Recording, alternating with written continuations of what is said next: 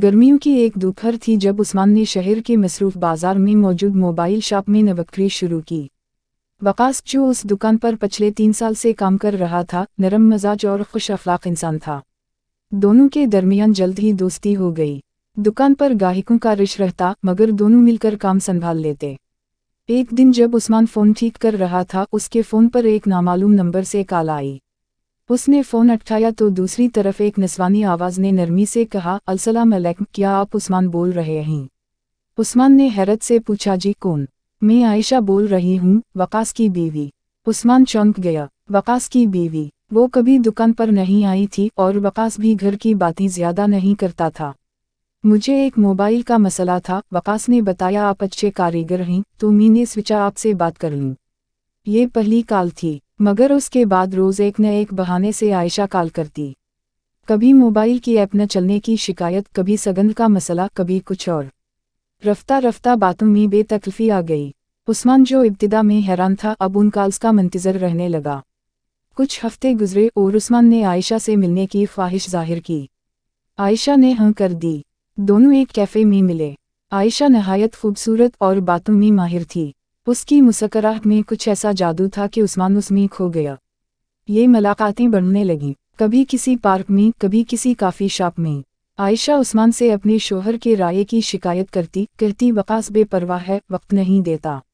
उस्मान, जो वकास को दोस्त समझता था, दिल ही दिल में शर्मिंदा रहता, मगर आयशा की बातों और तवज्जो का निशा कुछ और ही था। उस्मान के दिल में आयशा के लिए जज्बात पैदा होने लगे। वो इसे सच्चा प्यार समझ बैठा था। एक दिन उसने आयशा से पूछा, क्या तुम मुझसे सच में प्यार करती हो?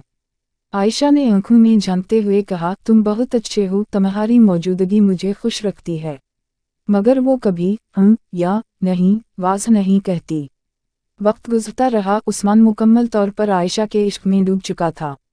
दुकान पर भी वो बेचैन रहने लगा। वकास ने कई बार पूछा कि क्या कोई मसला है, मगर उस्मान बात टाल देता। एक दिन उस्मान ने आयशा को कॉल की, मगर फ़ोन बंद था। 2 दिन, 3 दिन, एक हफ्ता गुजर गया, कोई राबता नहीं हुआ। आखिरकार वो खुद आयशा के घर के पास गया, जहाँ से वो मंजर देखा। आयशा वकास के साथ खुश व खुर्रम बैठी थी। उस्मान को देखकर चुमकी, मगर फ़ौरन मुस्कुराई, जैसे कुछ हवा ही न हो। उस्मान ने तन्हाई में उससे बात करने की कोशिश की तो आयशा ने हंसते हुए कहा, उस्मान, तुमने क्या सोच लिया था? ये सिर्फ एक वक्ती सिलसिला था, टाइम पास। तुम्हें संभालने वाला कोई नहीं था और मुझे कुछ नया चाहिए था। उस्मान को लगा जैसे ज़मीन उसके नीचे से खसक गई हो। वो जिसे अपनी मोहब्बत समझता रहा, वो सिर्फ एक खेल थी। उस दिन उस्मान ने आयशा की तरफ आखिरी बार देखा और बगैर कुछ कहे वहाँ से चला गया। अगले दिन दुकान पर उसने वकास को कहा, मैं अब यहाँ काम नहीं कर सकता। कुछ ज़ाती वजूहात हैं। वकास ने हैरत से पूछा, क्यों, क्या हुआ? मगर उस्मान ने मज़ीद कुछ न बताया। वो शहर छोड़कर चला गया, नई जिंदगी शुरू करने। मोहब्बत, जो कभी उसके दिल को गरमाती थी, अब एक धुंधला सा दुख बन चुकी थी। वो अब जान चुका था, कुछ रिश्ते सिर्फ वक्त गुजारी के लिए होते हैं और कुछ दुख हमेशा के लिए।